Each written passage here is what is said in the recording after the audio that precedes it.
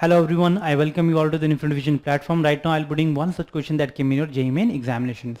This question came on 9th January 2020 shift 1. So 2020 का question है, जल्दी से देख लेते हैं क्वेश्चन क्या कहता है भाई.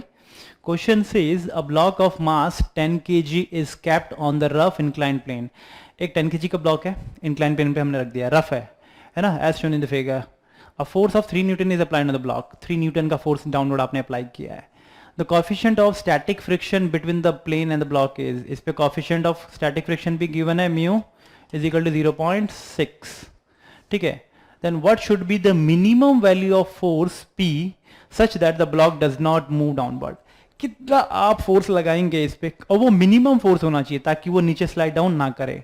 अगर आप फोर्स नहीं लगाते इन केस, तो ये P फोर्स नहीं लगाओ, 3 न्यूटन नहीं लगाओ. अगर if it is moving in incline plane like that, just like this, ठीक है, और ये एंगल थीटा है, तो we know that this force which is in this particular direction mg is always acting downward, so this angle would be equal to theta.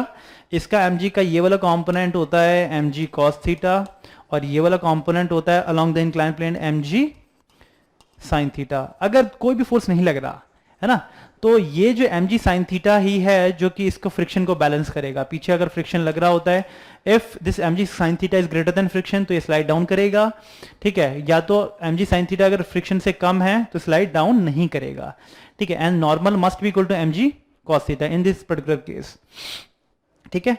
सो ये होता है condition. अब आपने क्या किया है, 3 न्यूटन का फोर्स ऑलरेडी नीचे लगा दिया है, तो ये mg sin theta plus 3 Newton अब इसके फोर्स को बैलेंस करेगा, और आप अगेन तो ये नीचे जाना चाहेगा, तो बट आप एक और फोर्स लगा दोगे अपवर्ड डायरेक्शन में, तो that this force would be the minimum force that you can apply.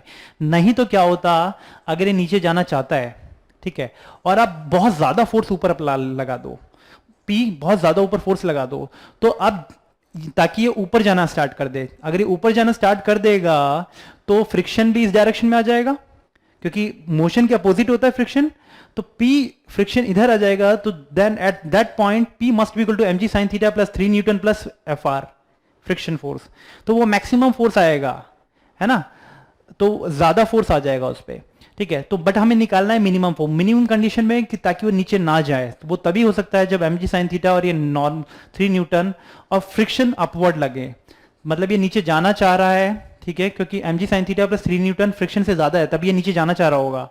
तो आप कितना मिनिमम फोर्स लगाओ ताकि वो नीचे ना जाए, तब ये दोनों फोर्स इन दोनों फोर्स को बैलेंस हो जाना चाहिए, है ना. तो क्या होगा condition, this mg sin theta is nothing but 45 degree, okay, और ये नॉर्मल ऊपर लग रहा है, दिस एंड mg cos 45 तो इधर है. अब जल्दी से फोर्सेस को बैलेंस कर लेंगे हम.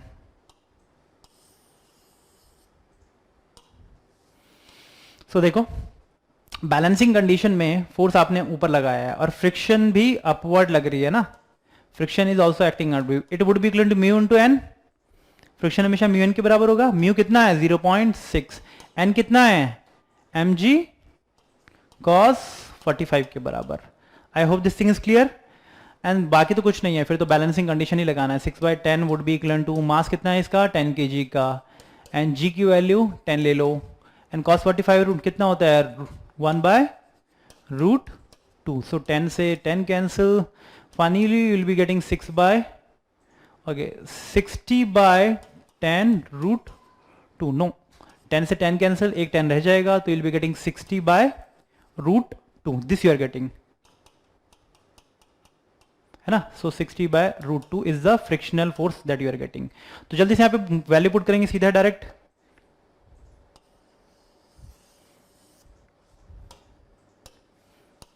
(60/√2). ओके, mg sin थीटा कितना होगा, mass is 10 kg, acceleration due to gravity is 10, sin 45 is √2, तो यू विल बी गेटिंग 100/√2, है ना. तो ये डाउनलोड फोर्स आ रहा है, तो ये वाला फोर्स और ये वाला फोर्स इन दोनों फोर्स को बैलेंस करेगा. तो जल्दी लिखो, mg sin 45 plus 3 newton must be equal to P plus frictional force. Value put करेंगे, इसकी वैल्यू कितनी है, 100/√2 plus 3 must be equal to plus 3 must be equal to P plus friction. ठीक है, एग्जाम में आपको सीधा डायरेक्ट वैल्यूज पुट कर देना है, इस इक्वेशन में ला के सीधा डायरेक्ट वैल्यू पुट कर देना है, because you won't be having much time, है ना। सो सीधा डायरेक्ट वैल्यू पुट करेंगे, so you'll be getting P must be equal to, ये उधर जाएगा, it would be equal to 40 by √2 plus 3, solve it, you will be getting answer close to 32 newton, है ना। तो सबसे पहले because these questions requires calculations, तो आपको ये जो फॉर्मूला बेस्ड है, ये जो फॉर्मूला डिराइव किया है, ये वाला फॉर्मूला जो हम लेके आए हैं, वो सीधा वैल्यू में पुट करना है।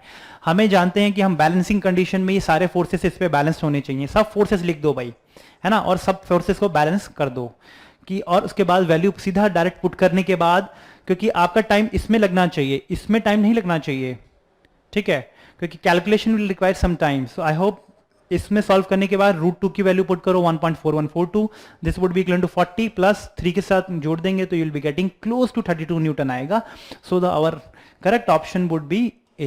So A would be our correct option. I hope this question is clear to everyone. सिर्फ आपका इंक्लाइन प्लेन का इक्वेशन पुट करना है, किस पॉइंट पे मैक्सिमम होगा, किस पॉइंट पे मिनिमम होगा, वो आप आसानी से निकाल सकते हैं।